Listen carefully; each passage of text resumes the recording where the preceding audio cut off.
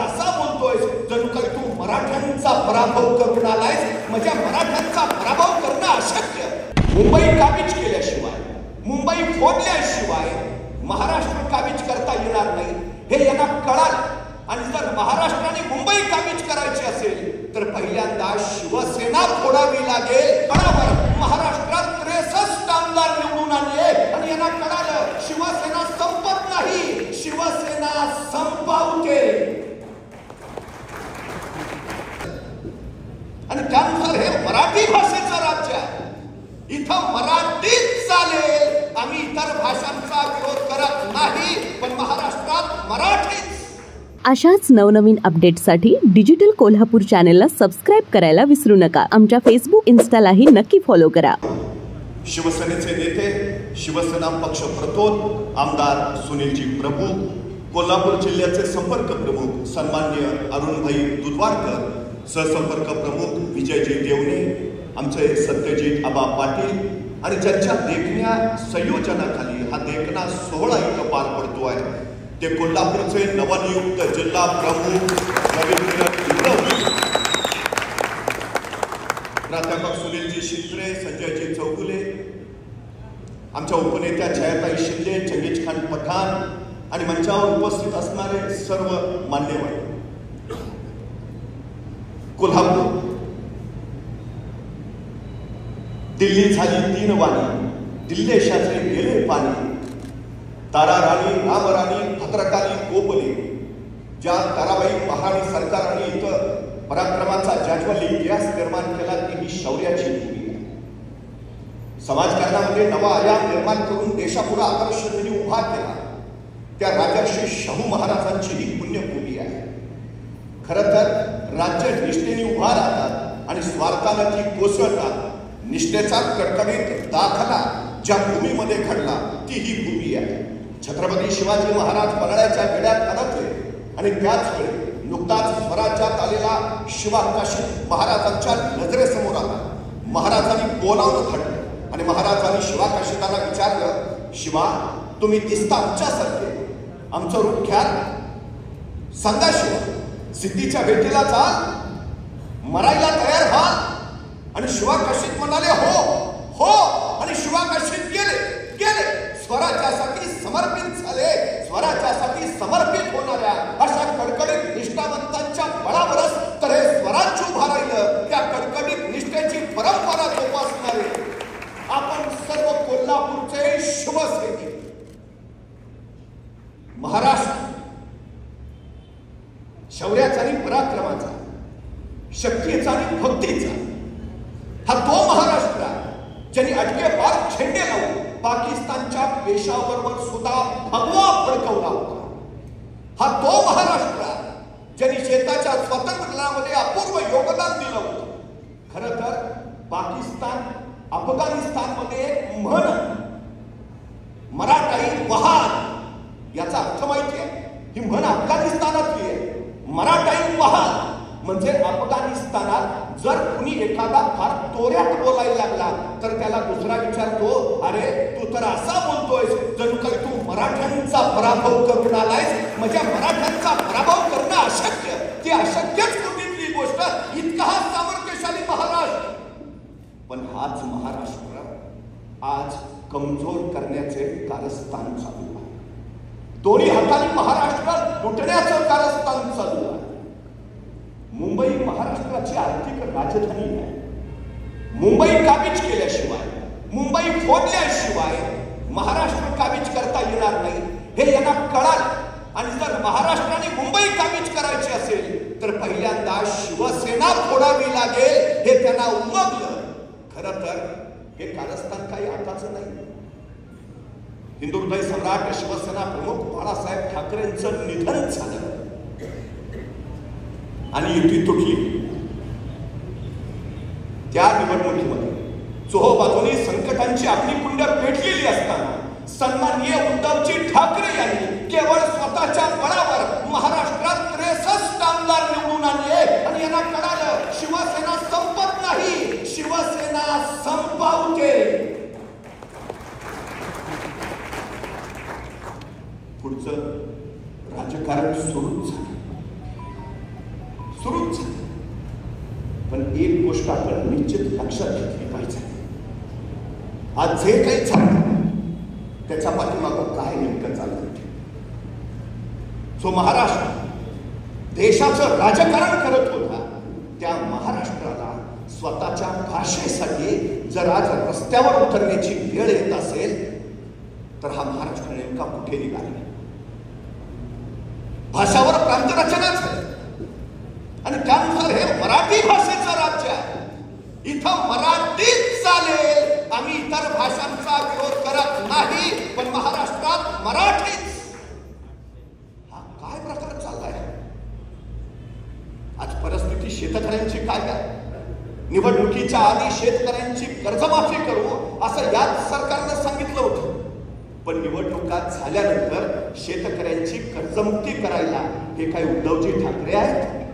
ते करावं ते फक्त उद्धवजी ठाकरेंनीच.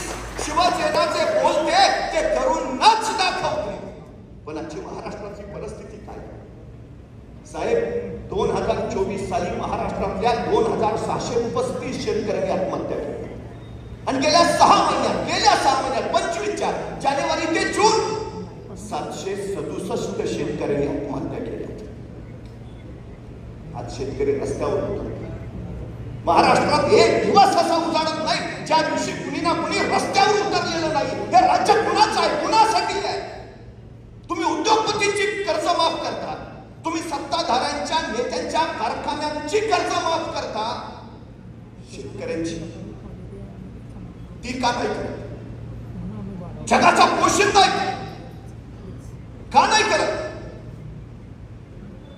काल मी वृत्तपत्रात एक विनोद वाचला. 2 गृहस्थ बोलत होते. एक गृहस्थ दुसऱ्याला म्हणाला मुलं किती. तो म्हटला 4. त्याने पुढचा प्रश्न विचारला मग काय करतात. तो म्हटला पहिला MBA झाला, दुसरा इंजिनियर आहे, तिसरा MA झाला. पुढच्याने विचारला आणि चौथा. नाही तो चोऱ्या करतो. तसा तो म्हटला तुमची 3 मुलं एवढी चांगली शिकली, हा चौथा चोऱ्या करतोय, त्याला घरात कशाला ठेवलंय. तो गृहस्थ म्हटला घर त्याच्यावरच चालतंय.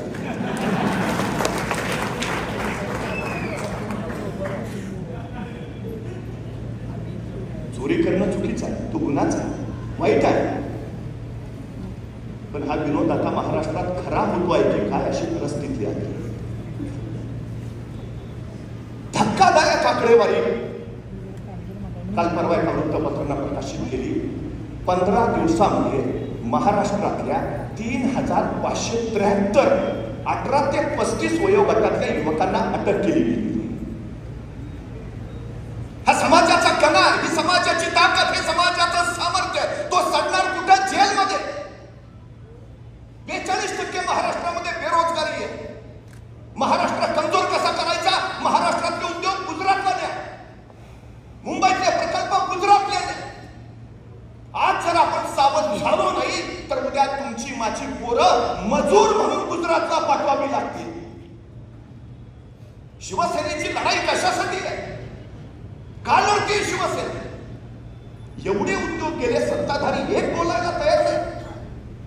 दिल्ली पुढं मुजरे करणारे गुजरे तयार झाले सगळे. शिवसेनेलाच उभारावं लागेल हे लक्षात घ्या. सत्ता ही शिवसेनेची गरज नाही, पण शिवसेना ही महाराष्ट्राची गरज आहे हे पहिलं लक्षात असू द्या. हा लढा आता शिवसेनेपुरता नाही, तो महाराष्ट्राचा लढा झालाय हे लक्षात घ्या. 350 वर्षापूर्वी छत्रपती शिवाजी महाराजांनी आम्हाला महाराष्ट्र धर्म सांगितला. काय महाराष्ट्र धर्म होता. राष्ट्राचं राजकारण करणं. राष्ट्राच महाराजांचं ध्येय काय होतं. अहत तंजावर, तहत पेशावर, सिंधू नदीपासून बंगालचा उपसागर अखंड स्वराज्य निर्माण करायचं आणि या स्वराज्यावर भगवा डवलांनी फडकावर ठेवायचं. अशक्य नव्हतं. नर्मदेच्या आल्याआड आईने महाल बांधून आम्हाला गाद्या गिरट्यांवर डोलत राहिलं, पण आम्ही नाही केलं ते. कारण आमच्या मंगलाष्टकात असलेली यमुना आम्हाला आमच्या हद्दीत हवी होती. ज्या राजधानीवर युधिष्ठिरानं राज्य केलं त्या राजधानीवर आम्हाला भगवा फडकवायचा होता. देशोदेशीच्या सीमा ज्याचं नाव घेतलं की थरकापत राहतात त्या अब्दालीला मराठ्यांनी मृत्यूचा भयचकित सिंह नुसतेच डरकाळ्या फोडत होते, पण मिसळून न फुटलेली आमची पोरं गिलच्यांना लढत आणि फिडत होती. मराठी माणसाला राष्ट्रीयत्व शिकवावं लागत नाही, ते त्याच्या रक्तातच आहे. माहिती करून घ्यायचं असेल तर पानिपतच्या मातेला विचारा, त्या मातीमध्ये अजूनही हर हर महादेवचा जयघोष. हे मराठी सामर्थ्य आहे. पण हेच मराठी सामर्थ्य फोडायचे प्रयत्न चालू आहेत. मुठभर इंग्रज इथं येतात आणि 150 वर्ष राज्य करतात. कशाच्या बळावर? फोडा आणि राज्य करा या नीतीच्या बळावर. यांनी सुद्धा तेच सूत्र अवलंबले, फोडा आणि राज्य करा. बस